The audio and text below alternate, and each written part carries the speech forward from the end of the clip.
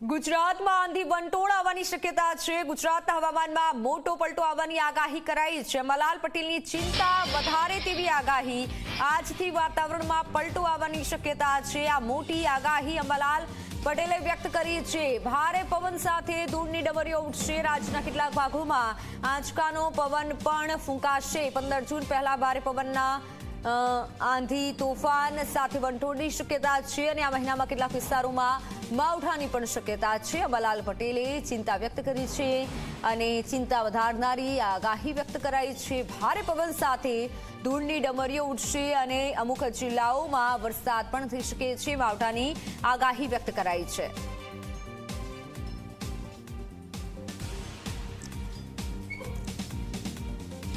તો ગુજરાતના હવામાનમાં મોટો પલટો આવવાની શક્યતા છે, જે આગાહી કરાઈ છે। હવામાનમાં આશ્ચર્ય પલટો આવશે અને લગભગ કેટલાક ભાગમાં પવન સાથે અને કોઈ ભાગમાં ધૂળની ડમરી અને સામાન્ય ગાજવી સાથે છાંટા પડવાની શક્યતા રહે છે। જો કે આ લગભગ ગુજરાતના મહદ ભાગોમાં હવામાનમાં પલટો આવશે। અમદાવાદ ગાંધીનગરના ભાગોમાં પણ હવામાનમાં પલટો આવશે। વડોદરાના ભાગોમાં પણ હવામાનમાં પલટો આવશે। આ ઉપરાંત લીમખેડા દાહોદ વગેરે ભાગોમાં હવામાનમાં પલટો આવશે। કચ્છના ભાગોમાં હવામાનમાં વધુ પલટો આવશે। રાજકોટ અને સૌરાષ્ટ્રના ભાગોમાં પણ હવામાનમાં પલટો આવશે અને લગભગ ગાજવીજ અને પવન સાથે કેટલાક ભાગમાં છાંટા પડી શકવાની શક્યતા રહેશે। એટલે આખું વર્ષ ચોમાસાનું મોસમની પહેલાં પણ પવનની ગતિ વધારે રહેશે અને લગભગ ચોમાસા પૂર્વે આ પવનની ગતિ તો લગભગ 8 જૂન પહેલાં અને પવનની ગતિ 10મી મે પહેલાં તો એનાથી પણ વધી જશે। એટલે 15મી જૂનથી પવનની ગતિ વધશે, પણ તે પહેલાં પણ પવનની ગતિ વધારે વધશે।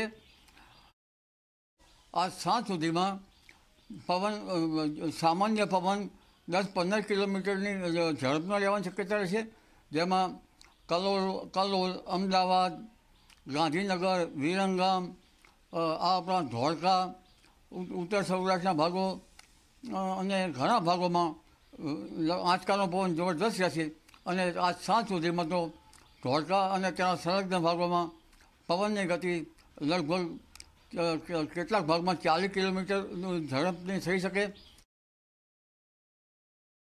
એટલે પવનની ગતિ જબરદસ્ત રહેવાની શક્યતાના કારણે આ વખતે જે ધૂળકટ અને જે પવનની ગતિ અને જે ડસ્ટ સ્ટોર્મ આવવું જોઈએ એ ધૂળકટ આજથી જ આવી જશે અને ધૂળની ડમરીઓ ઉડવાનું આજથી ચાલુ થઈ જશે। તારીખ 25 એપ્રિલ સુધીમાં તો આ ધૂળની ડમરીઓ વિન્ડ ગસ્ટ વધતી જ જશે અને તારીખ 17થી લગભગ 20-22માં પણ હવામાનમાં પલટો આવશે। તારીખ 14મી એપ્રિલથી હમણાં પુનઃ ગરમીમાં વધારો થશે અને મહત્તમ તાપમાન પુનઃ 43-44 ડિગ્રી સેલ્સિયસ જેટલું કેટલાક ભાગમાં થવાની શક્યતા રહેશે। એપ્રિલ માસમાં એક પછી એક ઘણા પલટા આવશે, પરંતુ આજથી જે પલટા આવી રહ્યા છે તેના કારણે બાગાયતી પાકો પર તેની વધારે અસર થવાની શક્યતા રહેશે। ખાસ કરીને આંબાની કેરીનો પાક અથવા આંબાનો મોર ગળી જતાં કેરીની આવક ઓછી થવાની શક્યતા રહેતી હોય છે।